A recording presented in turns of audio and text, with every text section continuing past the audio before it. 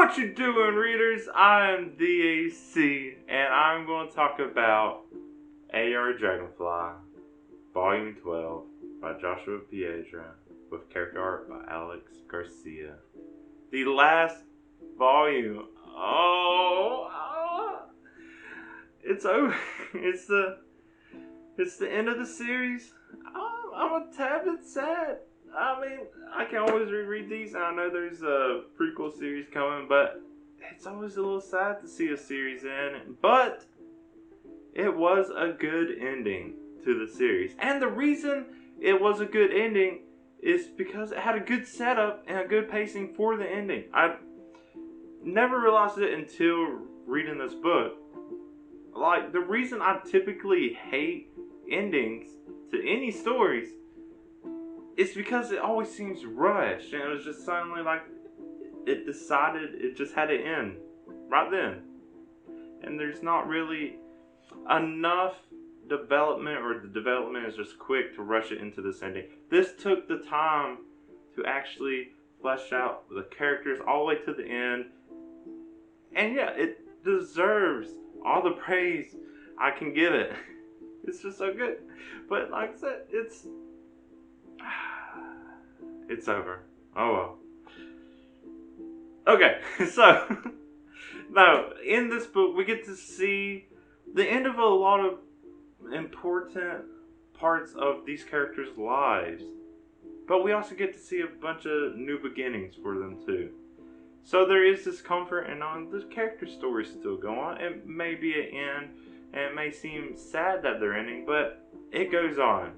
So, just like the characters, it comforts me. Now, let me get into the spoiler stuff, because there is a lot I want to say about this book. And maybe too much for one video, but let me just go over my favorite parts, the best parts, the parts I really connected with. So first, this volume starts off with Amber finally confronting her parents. But instead of coming face to face with her parents first, she finds out she has a brother named Riley. He's the one that answers the door. She's very confused. Everyone's confused. He's pushed off to the side for a minute while Amber actually does confront her parents. Gives them a real piece of her mind. They don't really care. It's just, they're like, okay, good, leave, go away. We don't care. Not the reaction I think anybody was really hoping for. Definitely not Amber or Kaido, but hey, she was able to get all that off her chest and show everyone that her parents are kind of assholes. They're not good people. And they don't get a redemption arc, which is my favorite part about this whole thing. Yeah, we got to see that Jeremiah got a little redemption arc, but they are so much worse. They just don't care about their own daughter at all. And even though they adopted Riley, which you think would be a good thing, Riley overhears all this, realizes they're terrible people, gets out to Amber, gives her a number, and through all this they set up, I guess, some elaborate scheme to willingly kidnap him. And he ends up moving in Rebecca, that way he's still close to Amber and getting to know them. And he just easily becomes part of the group. Now it kind of seems a little far-fetched that they're able to do all this and then like no consequences come from it. But then again, seeing how terrible Amber's parents are, they might not even care that Riley left either. So yeah, not bad. I won't say I'm so glad they got no redemption arc, because they do not deserve it.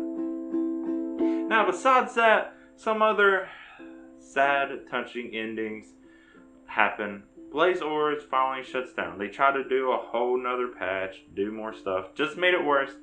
Finally had to shut down. We did get to see a little bit behind the scenes of the company, but just a little bit. And not only that, Things and Stuff / Blaze and Ores is closed too.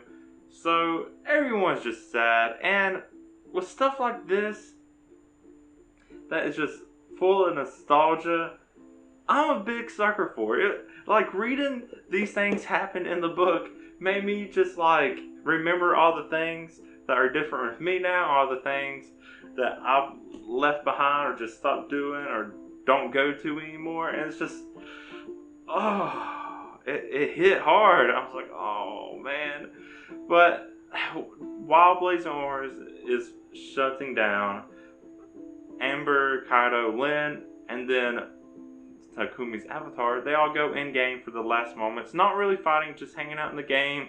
And it was a little sad. It was just touching. And then when Sebastian is in things and stuff he's been dealing with, if he actually wants to completely close the building, if he wants to try to keep it, but then he finally does just give up on it. So you just see him stand looking around an empty store after everyone's torn it down, and it's just right. It's, man, nostalgia, it gets me. It's rough, I guess. But that's not the end of it. It might be the end for the game, for that store, but for all the characters, they still have their new beginning as a guild in Sanctuary, and they're going to be streaming, making money from that. And they pretty much are the ones that make this game even more popular.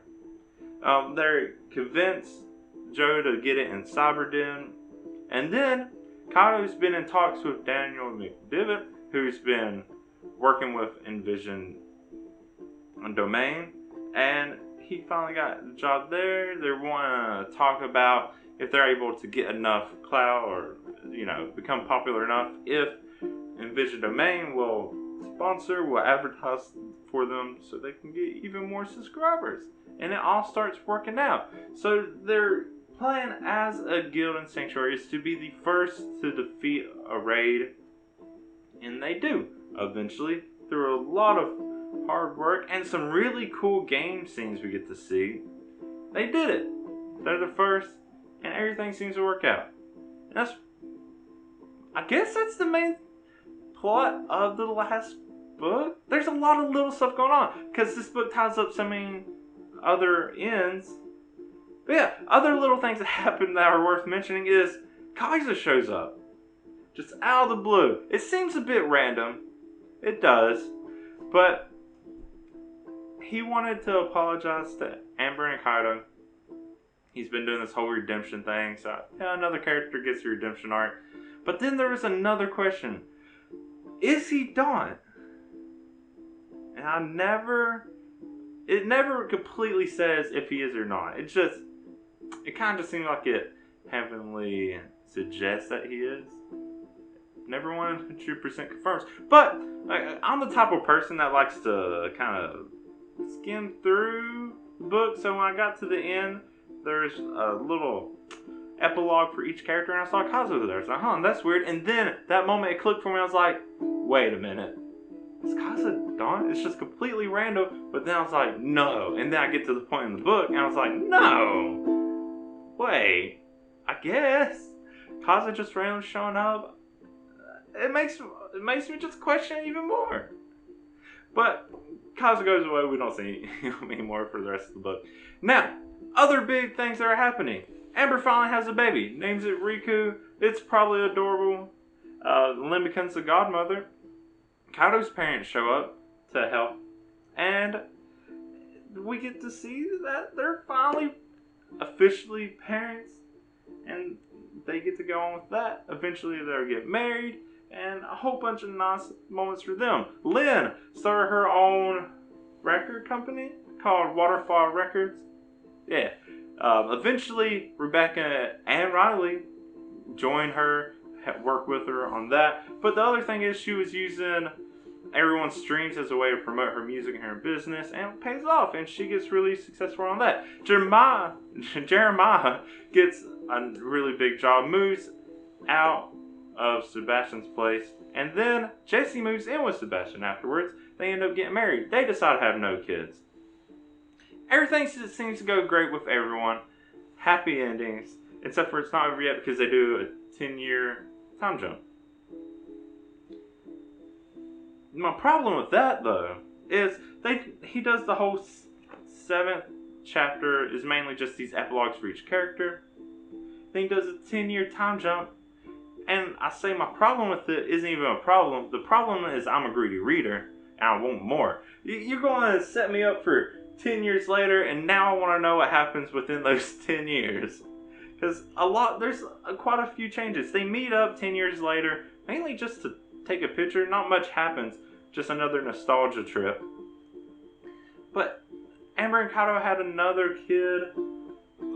Everyone's I don't really know what Sebastian and Jesse are actually doing now, but Lynn got even more successful. Everything's going great. What happened in those 10 years?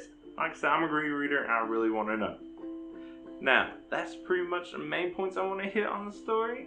There's so much more I will talk about, but he does leave off with a reflection chapter, which answers a whole lot of my questions. And at one point, I'm even mentioned. I find it in the book. I'm like, hey, it's me, the AC Stories. Then it's kind of followed up with a sort of negative comment.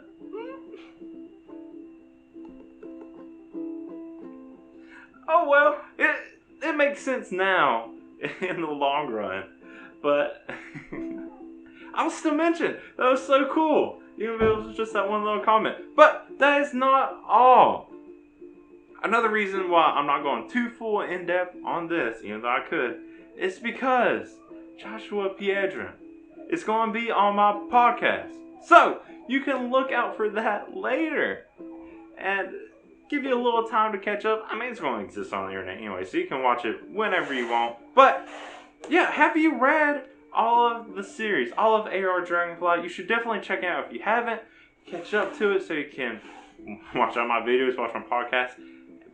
I know I'm really spoiling all this stuff. There's just so much great stuff in these volumes that I won't talk about, so I'll make sure I do. But let me know what you thought in the comments. And if you like what I have to say, go ahead and like the video. If you want to see me talk more about other things I'm reading, go ahead and subscribe to my channel. You can see why I do all that. But until next time, I'm the AC. Thank you for watching, and bye.